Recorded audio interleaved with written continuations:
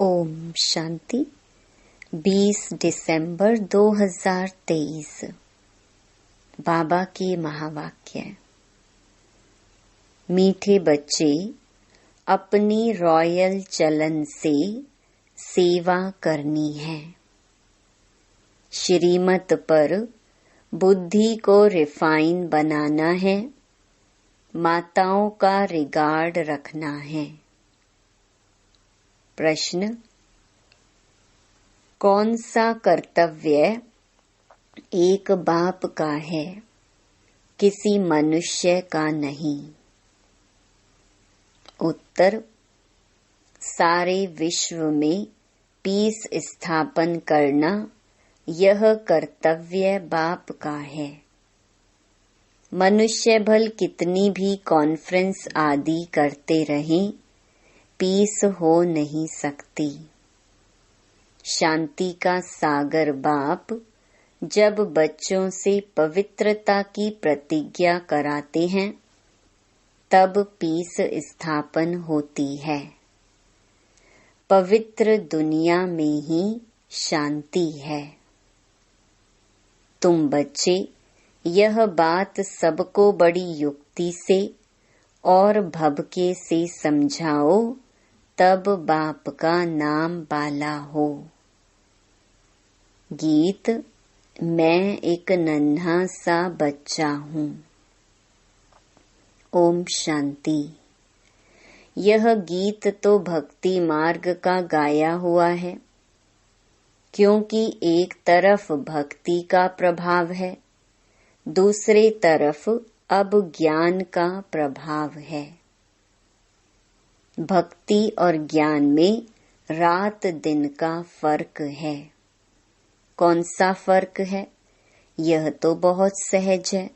भक्ति है रात और ज्ञान है दिन। भक्ति में है दुख। जब भक्त दुखी होते हैं तो भगवान को पुकारते हैं।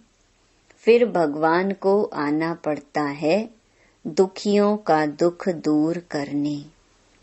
फिर बाप से पूछा जाता है, ड्रामा में क्या कोई भूल है? बाप कहते हैं, हाँ, बड़ी भूल है, जो तुम मुझे भूल जाते हो। कौन भुलाते हैं? माया, रावण। बाप बैठ समझाते हैं, बच्चे, यह खेल बना हुआ है। स्वर्ग और नर्क होता तो भारत में ही है। भारत में ही कोई मरता है तो कहते हैं वैकुंठ वासी हुआ। यह तो जानते नहीं कि स्वर्ग अथवा वैकुंठ कब होता है। जब स्वर्ग होता है तो मनुष्य पुनर्जन्म जरूर स्वर्ग में ही लेंगे। अभी तो है ही नर्क, तो पुनर्जन्म भी जरूर नर्क में ही लेंगे, जब तक स्वर्ग की स्थापना हो। मनुष्य यह बातें नहीं जानते हैं। एक है ईश्वरीय अथवा राम संप्रदाय, दूसरा है रावण संप्रदाय। सतयुग त्रेता में है राम संप्रदाय, उनको कोई दुख नहीं है। अशोक वाटिका में रहते हैं। फिर आधा कल्प बाद रावण राज्य शुरू होता है। अब बाप फिर से आदि सनातन देवी देवता धर्म स्थापन करते हैं। वह है सबसे सर्वोत्तम धर्म। धर्म तो सब है ना। धर्मों की कॉन्फ्रेंस होती है। भारत में अनेक धर्म वाले आते हैं, कॉन्फ्रेंस करते हैं। अब जो भारतवासी धर्म को मानने वाले ही नहीं, वह कॉन्फ्रेंस क्या करेंगे? वास्तव में भारत का प्राचीन धर्म तो है ही आदि सनातन देवी देवता धर्म। हिंदू धर्म तो है नहीं। सबसे ऊंच है देवी देवता धर्म। अब कायदा कहता है सबसे ऊंच ते ऊंच धर्म वाले को गद्दी पर बिठाना चाहिए।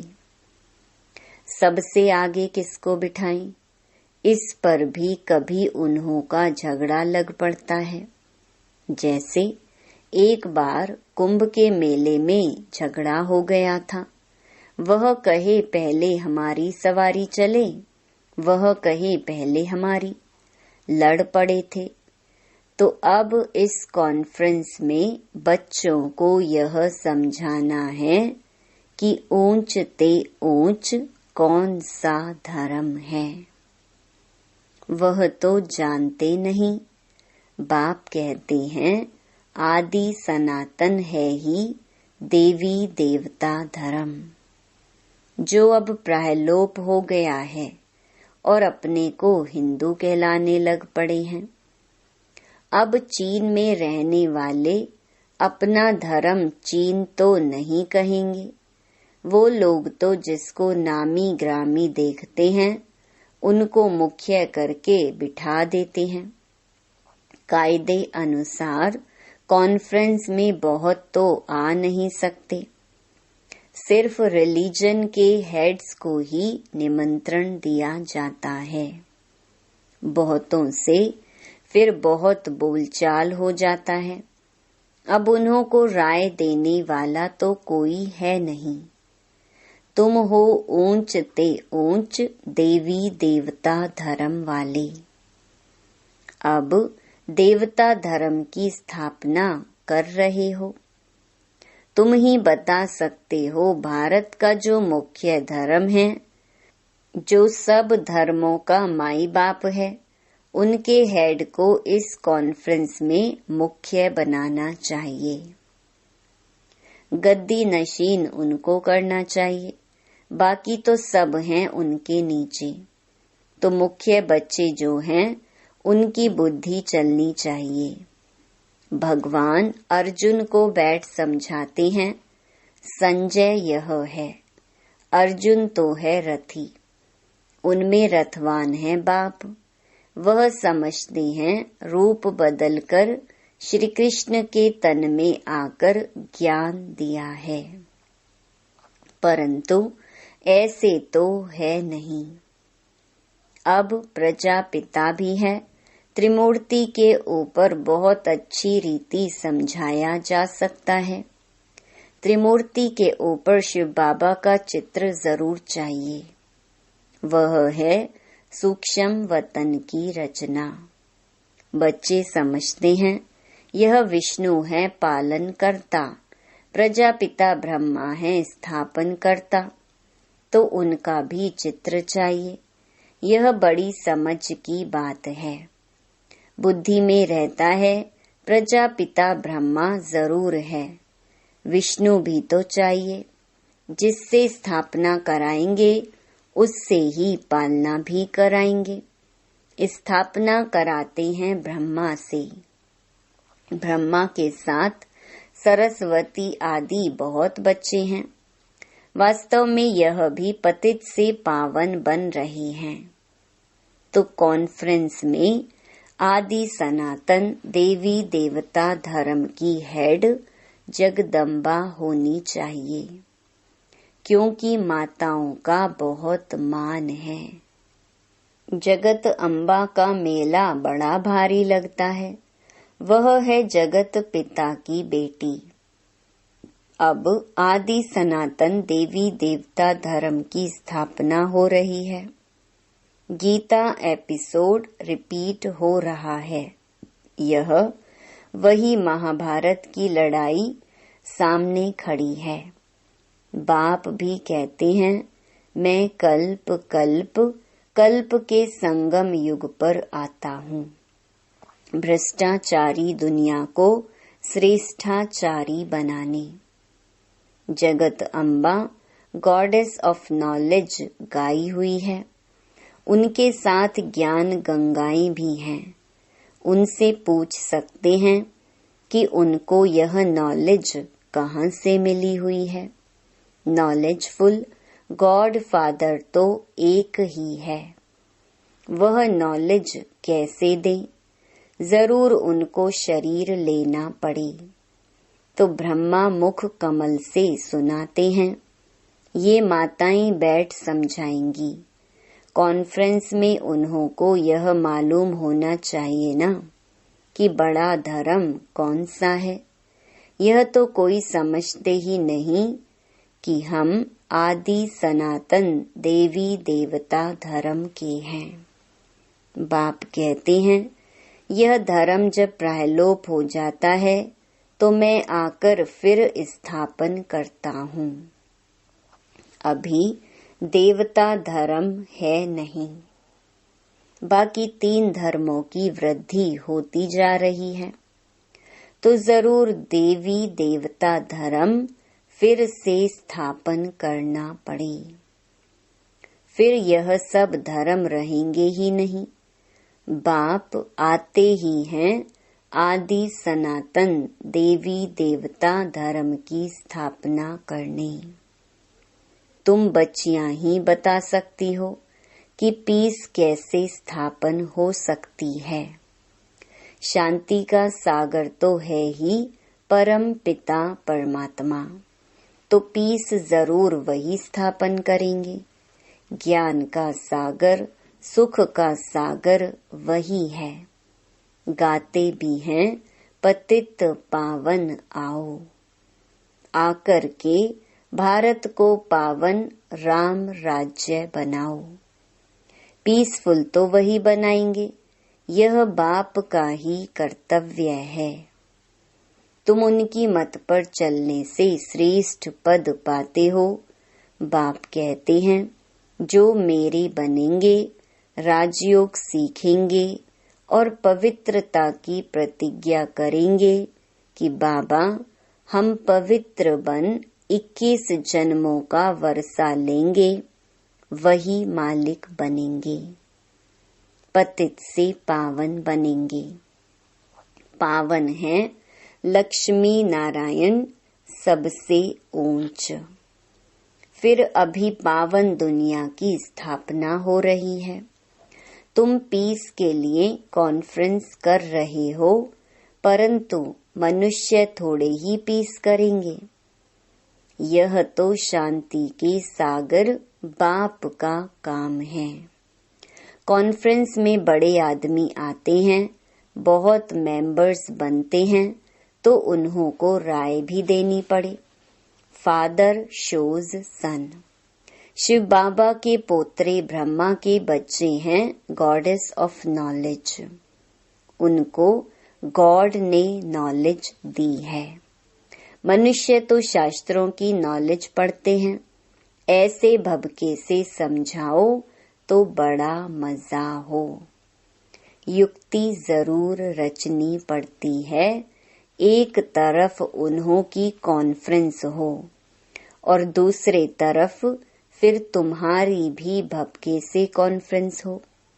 चित्र भी क्लियर हैं, जिनसे झट समझ जाएंगे। उनका ऑक्यूपेशन अलग है, उनका अलग है। ऐसे थोड़े ही सब एक ही एक हैं। नहीं, सभी धर्मों का पार्ट अलग अलग है। कहते हैं रिलीजन इज माइट, परंतु सबसे ताकत वाला कौन? वही आकर के पहला नंबर देवी देवता धर्म की स्थापना करते हैं। यह तुम बच्चे ही जानते हो। दिन प्रतिदिन तुम बच्चों को पॉइंट्स मिलती रहती हैं। समझाने की पावर भी है। योगी की पावर अच्छी होगी। बाबा कहते ज्ञानी तो आत्मा ही मुझे प्रिय है। ऐसे नहीं कि योगी प्रिय नहीं है। जो ज्ञानी होंगे वह योगी भी जरूर होंगे। योग परमपिता परमात्मा के साथ रखते हैं। योग बिगर धारणा नहीं होगी। जिनका योग नहीं है तो धारणा भी नहीं है, क्योंकि देह अभिमान बहुत है। बाप तो समझाते हैं आसुरी बुद्धि को दैवी बुद्धि बनाना है। पत्थर बुद्धि को पारस बुद्धि बनाने वाला बाप ईश्वर है। रावण आकर के पत्थर बुद्धि बनाते हैं, उन्हों का नाम ही है आसुरी संप्रदाय। देवताओं के आगे कहते हैं, हमारे में कोई गुण नहीं, हम कामी कपटी हैं। तुम माताएं अच्छी रीति समझा सकती हो, मुरली चलाने का इतना हौसला चाहिए। बड़ी बड़ी सभाओं में ऐसी ऐसी बातें करनी पड़े। मम्मा है गॉडेस ऑफ नॉलेज। ब्रह्मा को कभी गॉड ऑफ नॉलेज नहीं कहा जाता है, सरस्वती का नाम गाया हुआ है। जिसका जो नाम है वही रखते हैं। माताओं का नाम बाला करना है। कई गोपों को बहुत देह अभिमान है, समझते हैं हम Brahma Kumar God of knowledge नहीं है क्या? अरे खुद ब्रह्मा ही अपने को गॉड ऑफ नॉलेज नहीं कहते। माताओं का बहुत रिगार्ड रखना पड़े। यह माताएं ही जीवन पलटाने वाली हैं, मनुष्य से देवता बनाने वाली हैं। माताएं भी हैं, कन्याएं भी हैं।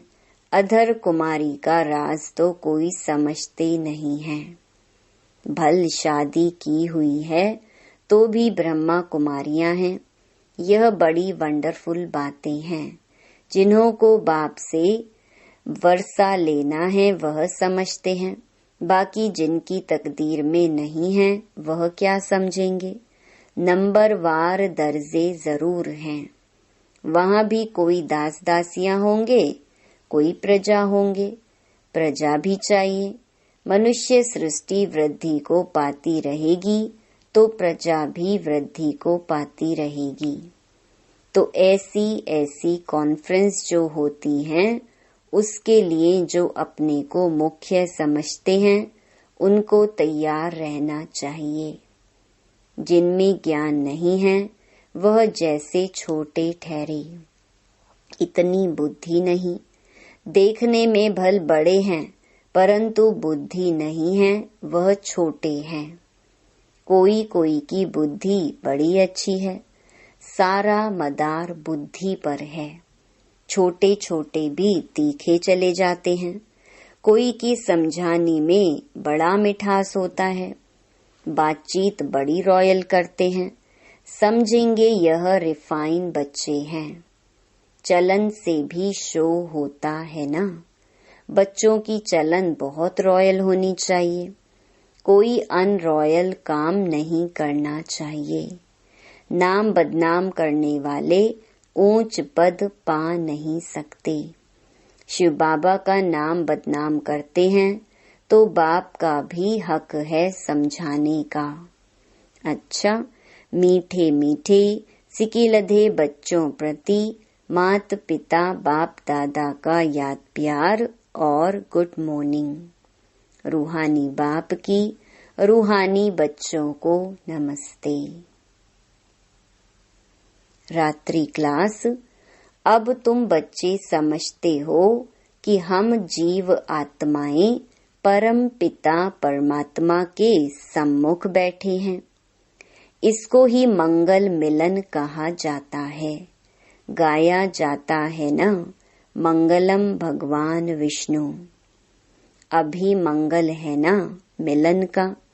भगवान वर्षा देते हैं विष्णु कुल का, इसीलिए उनको मंगलम भगवान विष्णु कहा जाता है। जब बाप मिलते हैं जीव आत्माओं से, वह मिलन बड़ा सुंदर है। तुम भी समझते हो, अभी हम ईश्वरीय बच्चे बने हैं, ईश्वर से अपना वर्षा लेने लिए। बच्चे जानते हैं ईश्वर के वर्षे बाद दैवी वर्षा मिलता है, अर्थात स्वर्ग में पुनर्जन्म मिलता है। तो तुम बच्चों को खुशी का पारा चढ़ा रहना चाहिए। तुम जैसा खुश नसीब व सौभाग्यशाली तो कोई नहीं। दुनिया में सिवाय ब्राह्मण कुल के और कोई भी भाग्यशाली हो नहीं सकता। विष्णु कुल सेकंड नंबर में हो गया, वह दैवी गोद हो जाती, अभी ईश्वरीय गोद है। यह तो ऊंच ठहरे ना। दिलवाड़ा मंदिर ईश्वरीय गोद का मंदिर है, जैसे अम्बा के भी मंदिर हैं। वह इतना संगम युग का साक्षात्कार नहीं कराते हैं। यह दिलवाड़ा मंदिर संगम युग का साक्षात्कार कराता है। बच्चों को जितनी समझ है उतना और कोई मनुष्य मात्र को हो न सके। जितना तुम ब्राह्मणों को समझ है उतनी देवताओं को भी नहीं। तुम संगम युगी ब्राह्मण हो, वह संगम युगी ब्राह्मणों की महिमा करते हैं। कहते हैं ब्राह्मण सो देवता बनते हैं, ऐसे ब्राह्मणों को नमः। ब्राह्मण ही नरक को स्वर्ग बनाने की सर्विस करते हैं। ऐसे बच्चों ब्राह्मणों को नमस्ते करते हैं। अच्छा, गुड नाइट। धारणा के लिए मुख्य सार। पहला, बाप का प्रिय बनने के लिए ज्ञानी और योगी बनना है। देह अभिमान में नहीं आना है। दूसरा, मुरली चलाने का हौसला रखना है। अपनी चलन से बाप का शो करना है। बातचीत बड़ी मिठास से करनी है। वरदान, कर्म भोग को कर्म योग में परिवर्तन कर सेवा के निमित्त बनने वाले भाग्यवान भव। तन का हिसाब किताब कभी प्राप्ति व पुरुषार्थ के मार्ग में विघ्न अनुभव न हो। तन कभी भी सेवा से वंचित होने नहीं दे। भाग्यवान आत्मा कर्म भोग के समय भी किसी न किसी प्रकार से सेवा के निमित्त बन जाती है। कर्म भोग चाहे छोटा हो या बड़ा, उसकी कहानी का विस्तार नहीं करो। उसे वर्णन करना माना समय और शक्ति व्यर्थ गंवाना। योगी जीवन माना कर्म भोग को कर्म योग में परिवर्तन कर देना। यही है भाग्यवान की निशानी। स्लोगन, दृष्टि में रहम और शुभ भावना हो तो अभिमान व अपमान की दृष्टि समाप्त हो जाएगी। ओम शांति।